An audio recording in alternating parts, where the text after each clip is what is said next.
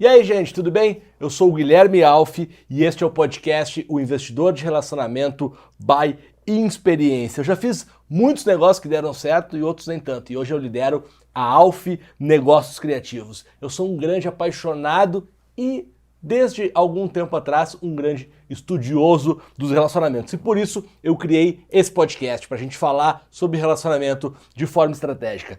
Esse é o episódio número 13 e está no ar o Investidor de Relacionamento by Experiência.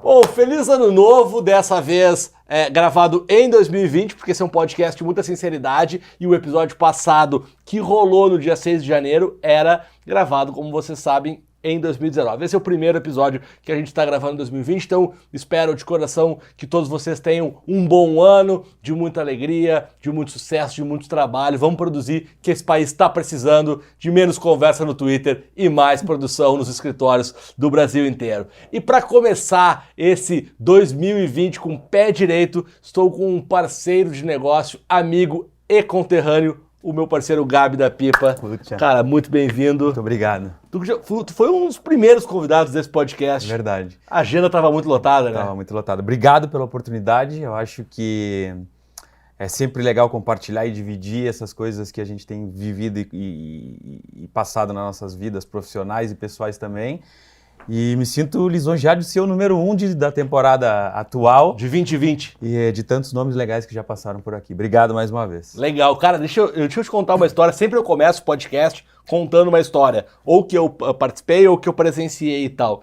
E eu acho que eu já comentei isso contigo, cara, mas eu fui jornalista. Inclusive, eu sou, porque a Pipa, que o Gabi vai contar daqui a pouquinho pra gente, é uma assessoria de imprensa, né, PR, faz muito mais assessoria de imprensa, mas, enfim, tem imprensa muito forte ali no seu DNA. E eu sou jornalista de registro profissional. De formação, eu sou Relações Públicas, mas eu tenho lá o registro de jornalista no Ministério do Trabalho, então eu sou RP jornalista, cara. E essa história é muito maluca. Eu tinha um colega, um amigo, na verdade ele nem foi meu colega, mas um amigo na escola, era o Riades, o nome dele e tal. E eu lembro, um parênteses de informação inútil, é que ele tinha o MSN dele, era riades@hotmail. Isso é muito bom, né, cara? Porque só ele tem o seu nome, né? Porque o nome, @hotmail, nome super nunca mais diferente. conseguiu. Deve ser riades@gmail, é só o nome qualquer provedor. Mas enfim, lá no Sul, né, vocês sabem aqui, quem já ouve o podcast, não tem pessoa de Porto Alegre, embora eu moro em São Paulo, tinha um jornal, cara, tu vai lembrar desse jornal, acho que tu já tinha saído de lá, mas tu vai lembrar. Tinha um jornal chamado Kazuca, que era um jornal pra galera de escola, que era um jornal pra galera de 14, 15 anos. Eu acho que era da RBS, sim. Eu acho que era um... A RBS comprou depois. Era um encarte da RBS. Ele começou como independente e depois a RBS comprou. O Riades pegou o Kazuca como benchmark, foi morar em Floripa e abriu o Wits, que era, né, inspirado no Kazuca e tal, um veículo jovem. Cara, o Wits bombou muito em Floripa, assim, muito. E ele passou a fazer parte da RIC, que é do Grupo Record, né? O Grupo RIC era da Record lá, e eles queriam levar pro Rio Grande do Sul. E aí ele lembrou de mim. Porque na escola eu sempre fui super envolvido com Grêmio Estudantil, festival de banda, time, campeonato, sempre fazia um bolo e tal. Ele me procurou, cara, fazia anos que eu não falava com ele, e ele me procurou. E aí fez o convite para eu assumir a implantação do Wits em Porto Alegre e tal. Cara, eu fui, né? Eu sempre fui da comunicação e tal. Acabei assumindo o Wits lá em Porto Alegre. E aí eu comecei a ter uma coluna no jornal, no Correio do Povo, que é um jornal super tradicional lá no Sul, um jornal de 120 anos e tal. Um programa na rádio. E eu comentei isso aqui no começo do podcast, por isso que eu sou apaixonado por podcast e rádio, porque rádio é uma experiência incrível. Depois eu fui morar em Curitiba para implantar o Wits lá em Curitiba e tal. E tudo isso, cara, foi muito maluco, porque o jornalismo é muito diferente de relações públicas e muito diferente de publicidade, né? São áreas totalmente diferentes. Mas se complementam no todo, né? Mas o ritmo do veículo, cara, foi um negócio muito maluco, assim. E uma das coisas mais loucas dessa história toda é que daí quando eu assumi e eu passei a ser, entre aspas, jornalistas, né? Editor-chefe. Hã? Um editor-chefe. Um editor-chefe. Na verdade, eu tinha uma editora-chefe, eu era coordenador da área e eu escrevia coluna e tinha um programa na rádio. Mas como quando tu é o cara do veículo muda? Poxa, total. Cara, muda. O que eu fiz de relacionamento por ser o cara do veículo foi coisa de louco, assim. E relacionamentos que eu mantenho até hoje, né? Eu vou aproveitar para fazer um gancho nesse teu parênteses para contextualizar um pouco da minha carreira e aí já falar um pouco de mim. Eu sou de Rio Grande, no interior lá do Rio Grande do Sul, penúltima cidade do mapa. E lá do fim mesmo, fim do Rio Grande do Sul. Mapa, lá embaixo, do lado do Chuí. Já estou em São Paulo há 20 anos, mas eu estava lembrando um episódio.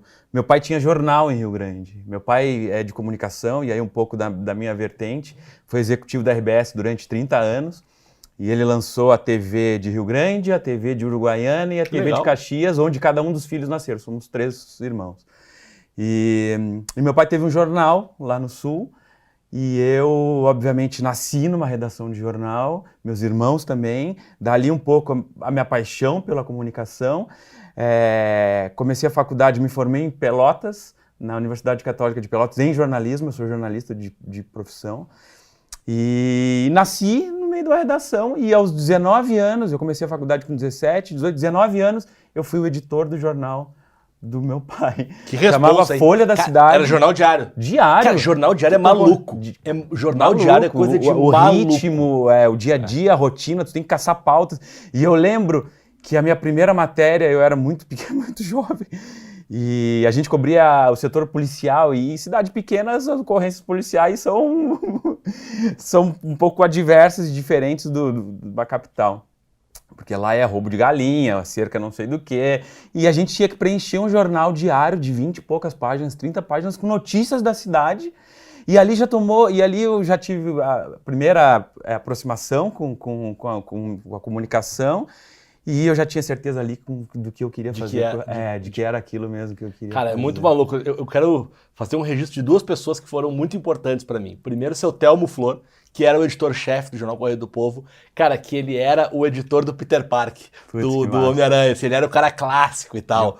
Fumava um cigarrinho na redação. Fumava cigarro redação. na sala, cara. Isso foi em 2010. E 2010 já não se fumava tanto quanto... Verdade. Cara, e é a única sala no prédio Caldas Júnior, ali, pra quem é de Porto Alegre, né? Vai saber bem ali no centro de Porto Alegre, na Caldas Júnior. A única sala que permitia cigarro era a sala do seu Telmo. Mas naquela época era super natural. Não, mas 2010 não. Já tinha passado. Não, já tinha, já. E eu agora não é como hoje, mas já tinha. E aí o seu Telmo foi um cara que me ajudou muito. E a Milena Fischer, que era uma jornalista que era da Zero Hora.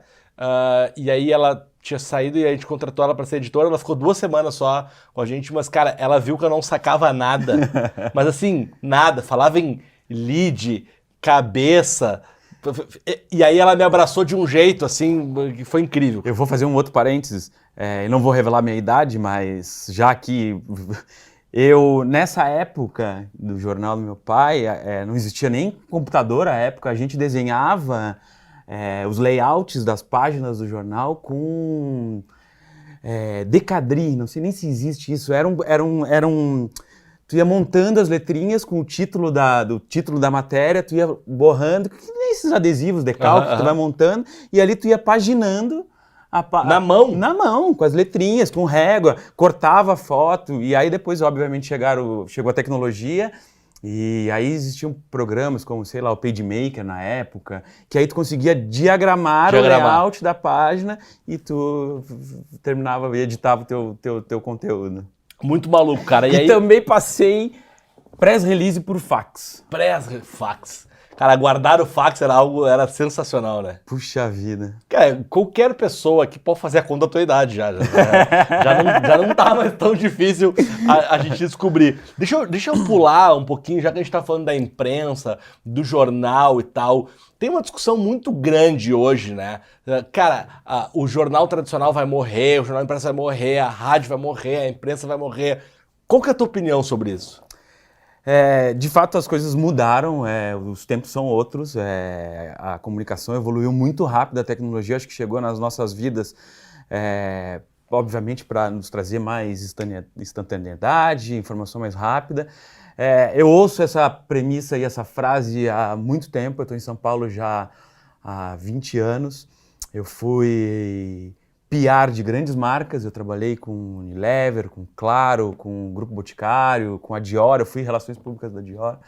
E a gente sempre ouviu isso. Eu acho que, Alf, respondendo a tua pergunta, eu acho que a gente está mudando um pouco a forma de se comunicar. Não acredito que essas grandes corporações, que são muito consolidadas, esses jornais centenários, vão acabar de uma hora para outra. Eu acho que, assim como a gente, eles estão mudando a forma de prestarem serviço e de passarem informação. Com os próprios, tu vê hoje veículos grandes e veículos renomados, já fazendo podcasts, Sim. Já fazendo muito cross-branding. A gente faz, eu como consultor corporativo, a gente faz muito conteúdo de marcas atrelado a esses veículos como mídia paga. E essa é uma forma que os veículos criaram e inventaram também de se rentabilizar e de criar produtos diferentes para poder ofertar para os seus clientes. Então, acho que não vai acabar. Acho que eles estão mudando a forma. Eu acho que já passaram por uma evolução e um momento de disrupção e agora eles tendem a evoluir e montar outras formas de vender os seus conteúdos. Sabe que tem uma coisa muito maluca nisso, é que eu vejo, tem uma incoerência aí, e esse é um assunto que interessa muito para quem é jornalista. A gente sabe que o mercado tá sofrendo muito, né? Porque as redações estão diminuindo. Total, eu ia comentar isso. Porque tá mudando, demissões em massa, revistas super tradicionais queimando. Mais do que isso, elas viraram negócio, elas têm que dar lucro. Exato. Elas são empresas, não são mais veículos de comunicação, são chefiados com grandes corporações. Agora uma notícia muito recente, a Exame foi vendida para XP. Sim. Então, vai passar a ser coordenada por uma entidade corporativa, que tem que dar resultado, tem que dar lucro, com outra visão, né? Então, eu tenho uma certa preocupação, não dá pra acabar com o romantismo, acho que o romantismo é importante em tudo. Com o glamour do que a gente estava falando, do seu Teófilo, como é que é o seu... Acabou de citar que ele fumava na redação. Seu Telmo. Ainda tem um glamour do jornalismo, da história do jornalista, o cara que escreve, que senta, que apura uma pauta, que investiga um fato. Mas eu acho que vai mudar um pouco a forma. Isso. Mas aí a grande questão dessa história da mudança é os jornalistas que hoje muitos estão desempregados, né, que tá nesse movimento, esses caras também, essa categoria, ela tem um skill muito relevante nos dias de hoje, que é produzir conteúdo. Total. Todas as marcas estão tentando, sabem que hoje o conteúdo é, né, o rei da história. Pô, quem faz conteúdo melhor que jornalista, né? Então eu acho que é uma questão de também encontrar, né? Entender isso também, eu acho que de surfar essa onda. E foi o que eu fiz. Acho que já entrando um pouco já no meu... na minha seara, no Gabriel, pessoa jurídica, a Pipa virou isso. Eu fui muitos anos relações públicas, vou PR de muitas marcas. Há 4 anos eu resolvi empreender, abrir o meu negócio, que é uma agência muito corporativa e muito focada em conteúdo, Alf. Então a gente ali traduz o dia a dia das empresas através do conteúdo, seja ele para a imprensa, para o digital, para o relacionamento com influenciadores, com celebridades, com outras marcas, e a gente vai abrindo frentes para trabalhar o mesmo conteúdo de formas diferentes. Eu acho que tá aí, eu acho que esse é o clique da virada do negócio. Aonde foi que te pegou a virada, assim? Puxa, eu sempre, como eu circulei, eu sempre surfei em grandes empresas, em grandes marcas, o movimento para mim foi natural. Sim. Eu já estava surfando a onda. Então, quando você atende grandes marcas e está dentro de grandes corporações, você visualiza isso mais rápido, porque você tem que antever o que o mercado vai editar daqui a pouco. Então, você, quando passa a permear esses grandes celeiros de comunicação, o estralo vem automático, porque tu acaba sendo envolvido de uma certa forma que se tu não virar a chave com a onda surfando, você acaba tomando um tombo e um caldo, e aí tu é facilmente...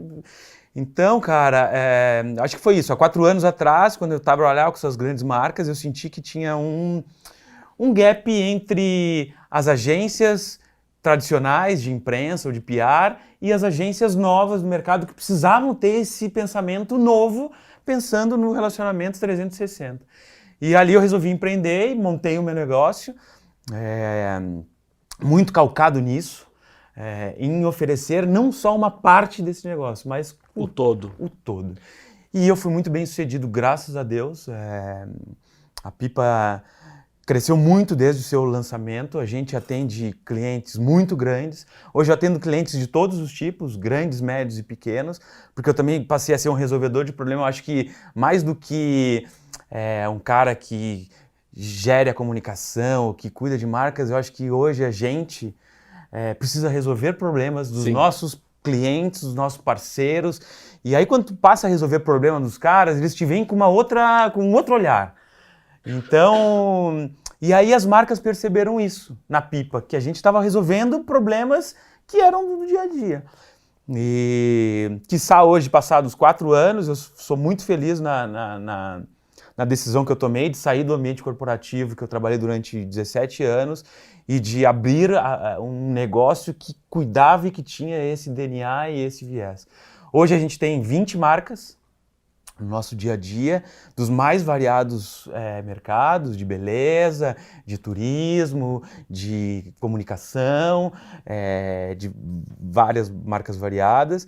Eu tenho, dentro do nosso time, eu tenho jornalistas, eu tenho publicitários, eu tenho social media, tive até pouco tempo jogadores de pôquer, porque eu tenho muitos clientes ligados ao pôquer e eu precisava entender... Alguém que entendesse. Claro, porque não adianta nada ali eu também passar uma verdade num conteúdo sem entender se ele é de fato. E aí tem um pouco do jornalista, do apurador, de entender o fato.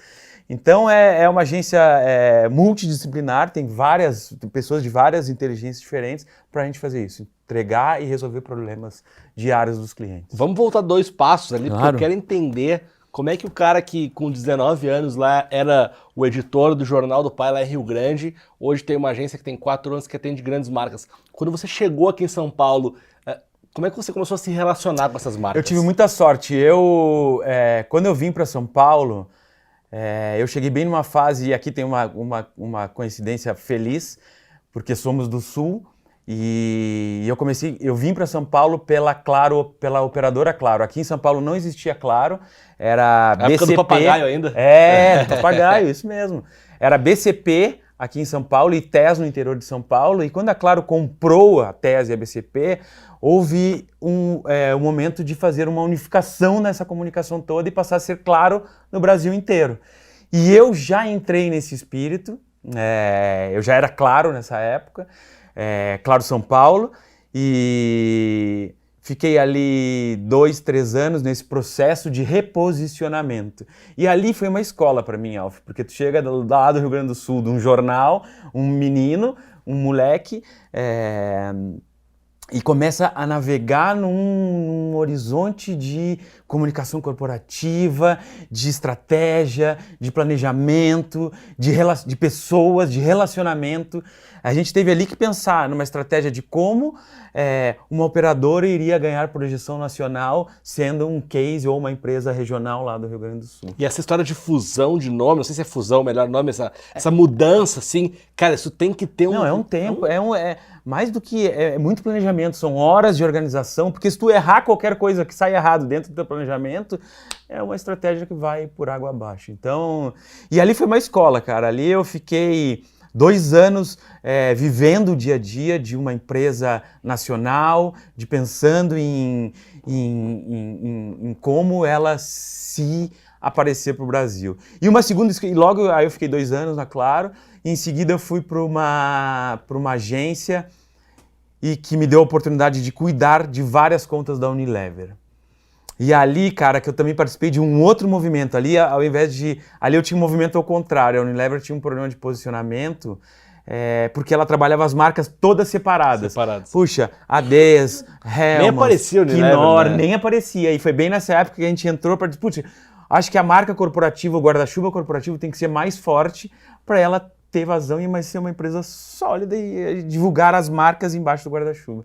E ali foram 2 exercícios, dois aprendizados da minha vida corporativa que para mim foram escola pro resto da vida, de trabalhar o case, claro, Brasil e essa guarda-chuva de marcas Unilever e que para mim me deram autoridade profissional para ser o que eu sou hoje. E daí tem uma coisa muito maluca, né, Gabi, que acho que você, quando tá na Claro, vai pra Unilever, você entra num espiral que se você se relacionar certinho com as pessoas certas, se fizer o seu trabalho bem feito, é muito difícil você cair daqui. Alfie, esse é o segredo. Então, eu acho que esse é o tema também do teu assunto aqui e que é o assunto que permeia a minha profissão, a sua profissão. Eu, desde que eu cheguei em São Paulo, eu fui um caçador ou um proclamador de relacionamento. A gente tem que... Por quê? Primeiro, eu não conhecia, eu estava chegando aqui, eu precisava me ambientar na cidade, conhecer as pessoas. Primeiro, eu marquei encontros de relacionamento, e isso a gente faz hoje, encontros de relacionamento. É um método que a gente usa na Pipa para se aproximar e conhecer pessoas. Então eu fui em todos os veículos. Na segunda semana que eu estava em São Paulo, eu bati proativamente sozinho. No Valor Econômico, no Meio Mensagem, no Diário de São Paulo, a época que existia. Enfim, para conhecer os caras. Porque tudo na vida é relacionamento. Primeiro, mas te deu um estalo, assim, total, que tu... eu disse, isso é uma estratégia. Eu bolei uma estratégia. Como é que eu estou chegando numa cidade nova? Como é que eu vou me ambientar num horizonte num horizonte que eu não conheço? Numa cidade que é muito grande. Não, e que é muito grande, que é muito difícil. Eu costumo dizer para todo mundo aqui, estar em São Paulo não é fácil. Não é fácil. E não basta ser mais um aqui, porque mais um tem um monte. A gente tem que ser mais um brilhante, a gente tem que ser um diferente. E quando você faz essas coisas, e eu estou usando esse exemplo, poxa, tu acaba se destacando. Hoje, depois de 20 anos, a minha carteira de contatos de relacionamento, cara, eu falo com o Neymar, falo com o João Dória, do qual eu já trabalhei, que é governador, e eu falo com... Comigo? Com o Alfie. Ah, moleque! Então, isso tudo fruto desses 20 anos que eu fui fazendo, é semear. E demora, né? Não é de hoje para amanhã, tá louco. Tipo, é construção, tudo na vida é construção, é um passo de cada vez. Então eu tava lembrando dessa época e eu fui lá proativamente bater na porta desses caras. Deve ter tomado uns não. Eu tomei vários não. Mas eu também, tem pessoas que até hoje continuam nos mesmos veículos ou nas mesmas empresas que eu acabei fazendo relacionamento e que hoje, cara, relacionamento hoje no meu negócio, primeiro, ele é número 1 e ele é 24 horas por dia. Porque eu tô aqui gravando, a gente tá fazendo relacionamento, isso vai pro ar, pessoas vão nos ver, disso podem rolar outras oportunidades. Eu tenho uma empresa que eu preciso diariamente falar com jornalistas, com influenciadores, com atletas, e isso é relacionamento. Para o cara entender ou absorver ou comprar o meu produto, ele vai ter que degustar, ele vai ter que se aproximar, ele vai ter que... Então, diariamente a gente tem uma rotina na Pipa de conversar com jornalistas, com influenciadores, com pessoas e até com marcas. A gente tem feito muito hoje isso, que é muito legal, que é cross-branding, é aproximar marca com marca. Já que eu sou muito corporativo... esse é um exercício diário que a gente faz de aproximar marcas que gerem oportunidades e negócios para elas. Eu vou usar um case muito recente nosso que a gente acabou de fechar. A gente cuida de Eudora, que é uma marca do Grupo Boticário, e que a gente aproximou Eudora da companhia aérea Azul.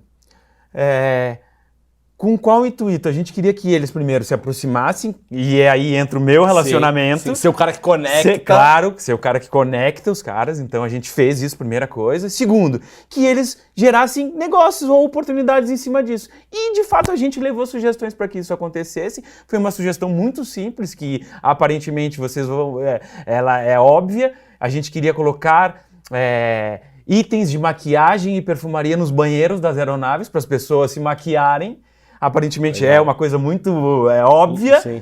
E que eles acharam sensacional. A ação foi feita, eles ficaram meses juntos e lá construíram uma relação e dali rolaram outras oportunidades para aqueles 2 clientes específicos. Legal.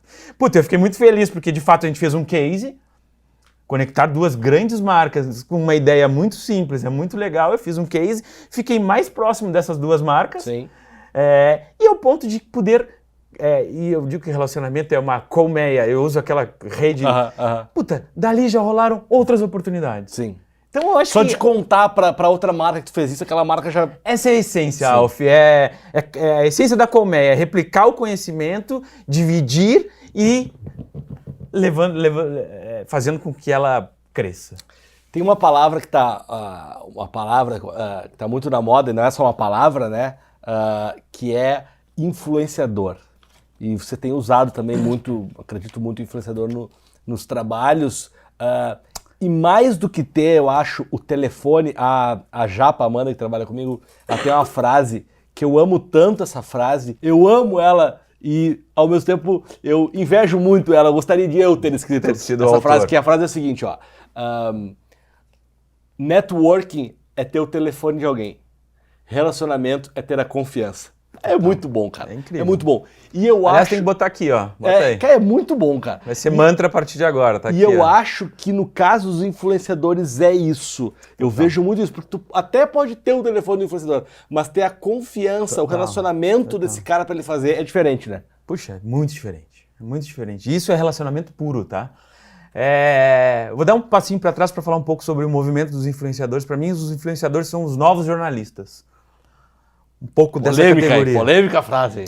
Eles estão gerando conteúdo, estão escrevendo, estão gerando negócio, estão vendendo para as marcas, eles vão direto nas marcas. Até quando eles haviam sido, quando lançaram os influenciadores, tinham agências que conectavam esses caras. Hoje em dia eles são direto, eles vão nas marcas.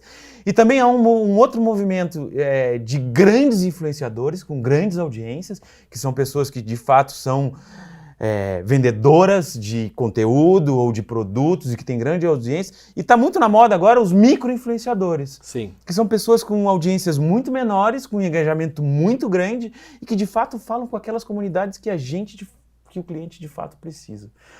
Então há uma dicotomia hoje nas estratégias, principalmente, e a Pipa tem uma área específica só de influenciadores, tem pessoas que pensam dia e noite em como trazer o influenciador certo para o cliente certo e como conectar isso, fazer com que isso dê certo. Mas eu acho que esses caras são os caras do momento. Não só esses caras com grandes audiências que geram venda e que carregam uma legião de fãs atrás, mas são pessoas como você. Você é um micro-influenciador que tem lá os seus quantos mil seguidores? Quase 10 mil. 10 mil seguidores. 9.900. Que são pessoas que falam com um público específico. Os nichos. Com os nichos. Alf, e isso tem um pouco a ver com o nosso papo aqui.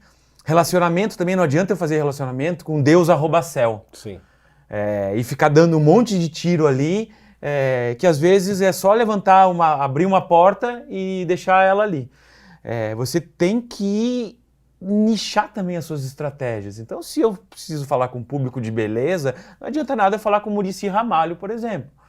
Eu preciso falar com blogueiras de beleza, que fazem tutoriais, que ensinam o dia a dia, e mais do que isso, com a tiazinha ali da esquina, que é micro-influenciadora e que ela move a comunidade dela. Ela move o nicho dela. E que ali ela fala com os vizinhos, com a tia, com a família, e que ali os caras são consumidores reais, entendeu? Então acho que essa é um pouco da pegada dos influenciadores hoje. Legal. Eu queria voltar um pouquinho quando a gente falou de jornalistas e relação com jornalistas, porque você falou um negócio muito, muito maluco e que eu concordo muito, que eu perguntei, tá, mas como é que você fez para ir no Valor Econômico? Não, eu fui. Tem muita gente que acha que a imprensa e o jornalista... uma bolha, ele é uma bolha, ele alcança... E isso eu aprendi lá no Correio. No fim das contas, naquela época, hoje é um e-mail, mas assim, cara, o telefone tocava. Eu atendia e alguém me veio. Oi, Alf, tudo bem? Tá aí. É isso, assim, cara. É isso. E às vezes eu acho que eu adoro fazer críticas a nova geração, que é a minha geração também, né? A gente acha que às vezes arruma muito empecilho para poder chegar. Mas como é que eu vou falar? O cara pega e liga. Telefone, e-mail. Telefone da redação. Tu vai no Google, telefone da redação do Valor Econômico. Vai estar ali, tu vai dizer, posso falar com o jornalista que cobre beleza ou que cobre negócio? Cara, posso tomar um café contigo? Eu sou de uma agência, eu sou o Alf, eu sou o Gabriel. E o cara vai se predispor. Hoje em dia é isso, gente. Eu acho que não dá para não fazer isso. Não fazer, Porque senão você vai ficar esperando, vai continuar vivendo a bolha.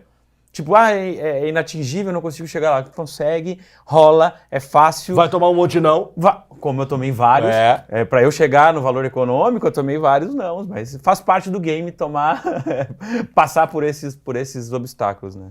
Fazer trabalho de graça, você faz? Puxa, já fiz muito, Alf. Fiz muito.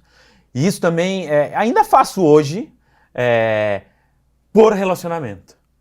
Então, por exemplo, se eu vou ter, se é uma marca que vai me trazer algo de benefício ali na frente, eu faço. Já fiz muito no início do meu trabalho, lá 20 anos atrás. Hoje faço menos, porque batem a porta menos oportunidades desse sentido, porque sabem que eu sou corporativo. Mas acho, cara, que essa é uma questão que depende do propósito. Se elas forem acrescentar, se forem oportunidades que conectam e ali na frente a gente pode tirar um proveito disso, eu sou adepto a isso. Você lembra de algum caso que você passou por algum problema ou alguma crise e teve que... Milhares. Tem algum que pode, tem algum que pode contar? Eu vou omitir obviamente a marca e o nome das pessoas, e eu vou usar apenas o exemplo, obviamente, eu atendia uma grande corporação e a gente tinha fechado uma matéria com a revista Exame super focada em business, negócio, etc. E, de fato, a performance dessa empresa não vinha muito bem no mercado. E o jornalista chegou para fazer a entrevista, eu estava acompanhando, eu estava na sala de espera do presidente, e toco o telefone para a recepcionista, e a recepcionista diz, eu já estou levando, senhor X, eu já estou levando o seu lanchinho, já que o senhor não conseguiu almoçar, porque a gente já tem uma entrevista para começar. E aí o jornalista captou isso, olhou isso, foi fazer a entrevista com o executivo, e a primeira pergunta que ele fez, a saúde financeira da empresa está indo tão ruim quanto a sua? O cara ficou com uma cara, e de fato ele abriu a matéria. Saiu 10 dias depois a entrevista do executivo. De fato, a empresa não estava indo bem no mercado. E o abre da matéria dele foi: a saúde financeira da empresa está indo tão ruim quanto a do seu presidente, que não tem tempo nem para almoçar e está comendo um sanduíche de queijo branco. Poxa, aquilo ali, para quem... Porque o intuito, quando a gente vai para fazer uma matéria nesse sentido, a gente quer que fale bem da gente, que a nossa empresa seja super bem valorizada. E era logo que eu estava chegando aqui, uma das primeiras matérias minhas em São Paulo, e, o resultado foi super negativo e, de fato, o cliente não gostou, mas, enfim, faz parte do game, a gente não vai ser sempre bem sucedido. Mas tem milhões de outros cases positivos, a gente conseguiu emplacar matérias incríveis no Fantástico, na Veja, enfim, veículos que de fato são difíceis. E aí o relacionamento é importante, né? Total, era isso que eu ia dizer. Se é difícil chegar no valor econômico, imagina numa TV Globo, num Fantástico, que o nível de exigência é muito mais alto, o nível de... E tudo isso é relacionamento, Alf. Assim como eu também fiz com o valor econômico aqui, a gente tem que abrir outras frentes, E aí tem formas de tu fazer isso. E aí, acho que é um pouco do que entra aqui. Como se faz relacionamento? Primeiro, ou seja, muito cara de pau e ligue no telefone ou no e-mail. Sim. Há outras formas. Você pode mandar um presente para esses caras, que a gente usa muito essa tática. E sejam presentes dos mais simples possíveis, como uma agenda, ou uma caneta, ou enfim, como carro, ou sei lá o quê. Mas mantenha uma rotina de sempre estar presente na vida desse cara. Acho que rotina é importante, rotina é importante. Então, poxa, mande um e-mail, mande um presente de ano novo, dá uma ligada, pergunta se o cara tá bem. Apesar de que esses caras não têm muito tempo para isso, mas quando eles olham um e-mail seu perguntando se o cara tá bem, ele dá uma risada e diz, putz, lembrei dele. E quem não é visto não é lembrado muito nessa nossa área. Então sempre rotina. Então a gente faz aqui, eu estava contando, a Pipa tem uma pessoa específica que fica só ligando para contatos. Só ativando os contatos. Sim. Só mantendo o vínculo vivo, o vínculo do relacionamento. Perfeito. E que isso a gente tem que fazer. E eu faço isso muito no meu dia a dia, com executivos, com grandes executivos dessas empresas todas, dos quais eu atendo, com executivos que não são meus clientes, porque eu também tenho interesse em manter essa relação, e em clientes que eu tenho propensão a tê-los daqui a pouco, a prospectá-los, por exemplo, e que eu tenho que ficar mantendo um nível de relacionamento. E mais do que isso, Alf, eu acho que para tudo isso, tu tem que ter duas coisas fundamentais no teu escopo. Primeiro, transparência, e segundo, ética. Perfeito. Porque a hora que cair qualquer um desses dois negócios, a tua relação vai por água abaixo. Quebra. Se tu tem transparência, se tu é ético, quando tu tem um problema... É muito mais fácil de resolver. Porque o problema acontece com todo mundo, né? Total, é muito mais fácil de tu lidar com ele. Mas quando tu não tem essa transparência, tu nunca vai conseguir resolver um problema desse, porque tu quebrou um elo muito importante no círculo do relacionamento. Que é a confiança. Que é a confiança. Legal. Cara, o que te motiva, Gabi, a trabalhar todos os dias com um influenciador, com relacionamento, com comunicação, unindo marcas? Qual é o... Primeiro, acho que é a paixão. Eu faço isso com tesão todo dia. Eu acordo pensando, eu durmo... Que hora você acorda? Puxa, 5 da manhã. Eu tenho 2 filhos. Eu acordo muito cedo, a rotina da casa é muito cedo. Na academia é a forma de eu começar a organizar a minha vida, então eu vou 6 horas para academia, corro todo dia, porque eu acho que eu sou muito acelerado, a corrida me baixa um pouco a minha endorfina, me ajuda a programar o dia, então na academia é a minha forma de organizar meu dia. Eu sou muito organizado, Alf, minha rotina, tu sabe disso, a minha rotina e a minha agenda ela é muito pesada, porque atender 20 clientes... E fazer relacionamento com 20 clientes, eu digo, se eu tenho 2 filhos já é difícil de cuidar, imagina 20. E você tem que dar mamadeira para os 20 todo dia, troca a fralda dos 20 todo dia. Então você tem que... São 20 clientes ao longo do dia. Então a minha agenda é muito corrida porque eu tenho que, de fato, dar atenção para esses caras. Então eu acordo muito cedo e ali na academia eu consigo organizar a minha agenda do dia e ali eu já vou ativando os relacionamentos que eu tenho que fazer naquele dia. Sejam clientes ou jornalistas ou etc. Porque ali é meu planejamento do dia. Chego na agência muito cedo, porque gosto de organizar minha vida também na agência com as pessoas das quais a gente está, no dia a dia,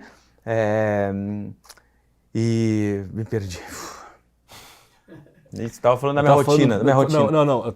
A pergunta era o que te motiva, qual é o teu propósito? Beleza, viu? Já e ali já organizo um pouco da minha agenda, mas se não tiver paixão em nada disso, o círculo não se fecha, porque eu tenho um monte de gente para ainda fazer com que tenha essa mesma paixão, porque não adianta nada eu ter paixão e meu time não ter essa mesma paixão que eu tenho, porque senão a entrega não vai ser a mesma, o comprometimento não vai ser o mesmo, o engajamento não vai ser o mesmo. Então eu acho que paixão é a minha primeira motivação. Segundo, acho que isso. O que proporciona a paixão por comunicação, o depois disso, que é isso. É fazer novos negócios, novas oportunidades, estar com pessoas novas. Conhecer coisas novas. E eu acho que esse é o segredo para se manter bem atualizado e motivado diariamente para você fazer o que você gosta. Que legal, cara. Gabi, muito obrigado, cara. Adorei o nosso papo. Acho que nós vamos ter mais papos durante o ano, porque eu tinha mais um montão de coisas aqui para a gente falar. E antes de acabar, deixa eu te contar, aqui no podcast a gente sempre tem os 3 gatilhos que não vão mudar a vida de ninguém. As 3 dicas que não vão mudar a vida de ninguém. Porque eu acho que tá todo mundo prometendo a mudança na vida das pessoas e não vou eu aqui com o meu humilde podcast e com os meus convidados brilhantes querer mudar a vida de alguém. Mas, cara, essas dicas, embora elas não vão mudar a sua vida de você que está ouvindo ou nos assistindo, elas vão te ajudar. Elas vão ser um gatilho para alguma coisa. Aliás, a gente deu várias aqui, né? Várias. Então vai pensando uma, que são 3. Eu vou dizer 2, tu vai dizer uma. E eu vou trazer 2 dicas quentinhas, 2 gatilhos quentinhos. Eu falo sempre isso, assim, antes de dar as dicas dos gatilhos, descubra o que é um gatilho em você. Isso é super importante. Tem gente que tem gatilho vendo filme, vendo série, lendo, passeando, nada, o ócio ajuda a limpar a mente, cada um tem os seus. Tem 2 coisas que eu faço muito, que é ler livros e assistir séries. E eu li um livro nas férias agora, na mini férias aí, e assisti uma série que eu queria indicar para vocês. Então, dica número 1 o livro se chama Caos Criativo. Como ser criativo e resiliente em um mundo que gosta de arrumação. Gente, eu sou o contrário do Gabi, tá? O Gabi é todo certinho, eu sou uma bagunça. E esse livro, ele é um abraço. Ele é um abraço nas almas que vivem no caos como eu. Eu sou uma pessoa que vive no caos, né? E viver no caos não significa que você é... Sim, eu bagunçar, ou avesso não é isso. Não é isso, mas... E o livro mostra a importância do caos para a criatividade. Porque o caos te permite sair da rotina. E ao sair da rotina, tu faz novos encontros e tem novas ideias. Então. Ele é um abraço para quem é. E é legal também, no teu caso, tu que é do outro lado, assistir para se permitir um pouco. Legal. Ele fala muito em se permitir e tal. Eu vou dar um spoiler do livro rápido aqui. Ele fala de um prédio chamado Prédio 20. Agora eu não sei se é no MIT ou em Stanford. Eu tô na dúvida. Eu acho que é no MIT. Que é um prédio que foi construído às pressas nos anos 50 e 60 para as guerras mundiais lá e tal. E eles construíram o prédio em 6 meses. Fizeram o projeto construído. Então, ele é um prédio muito pouco planejado. E ele era caótico de vários pontos de vista. E ele foi o prédio que mais teve inovação dentro dessa instituição, porque ele não era todo programadinho, então ele era desencontrado. Legal. E os desencontros fizeram coisas incríveis. Então, esse é o primeiro gatilho. Segundo, é uma série sobre futebol, mas ela é sobre relacionamento puro, que é a série Maradona no México. O Maradona, o Diego Armando Maradona, ex-jogador, ele foi treinar um time no México, que é um time, é o Dorados de Sinaloa. E aí, cara, a Netflix acompanhou ele, então mostra os relacionamentos. O Maradona é o mestre do relacionamento. Mestre. O que ele faz de relacionamento dentro do vestiário, do ambiente do futebol. Então, assim, pra quem gosta de futebol e pra quem não gosta, assiste. São 8 episódios de 30 minutos. Vale muito a pena. É uma aula de relacionamento. E é muito maluco, porque o Maradona é um cara envolvido em droga, envolvido em polêmica, tem uma imagem super manchada e é um cara extremamente afetivo. E super agregador, assim. Então, é muito legal. Fica aí essas 2 dicas aí. A terceira dica é com você. A terceira dica, eu vou dar uma dica de um cliente meu. A gente atende o YouPix aqui na Pipa. O YouPix, para mim, é o celeiro da internet, do pensamento digital no Brasil. Com a nossa querida Bia Granger, que vocês acessem o site deles ou até o Instagram do YouPix. E eles ali trazem ali dicas diárias de marketing digital, de influência, de muita qualidade, com pessoas que são expert no assunto. E dali a gente bebe muito conhecimento, eles são muito parceiros da gente. Então, sigam não só as mídias sociais da Pipa, mas sigam também as da Bia Granger e do YouPix. Eu acho que essa é a minha dica aí do ano. Queria desejar um feliz 2020 para todo mundo, que seja um ano de muito trabalho, de muita resiliência e acho que de muito relacionamento. Legal. Qual é as redes sociais da Pipa? @Pipa Comunicação. Legal. No Instagram e www.pipa.com.br, o nosso site. Pipa com H, né? Pipa com H. PIPAH.com.br. Gabi, cara, obrigado. Mais uma vez, eu que agradeço. Obrigado, boa sorte pra gente, pé direito. Gente, semana que vem, então, a gente tá de volta aqui com mais um podcast, o Investidor de Relacionamento by Experiência. Segue a galera lá no Experiência, nas redes sociais também, o blog no www.experiência.com.br. A gente tá sempre aqui no Spotify, no Deezer, no YouTube e em várias plataformas digitais. Até semana que vem.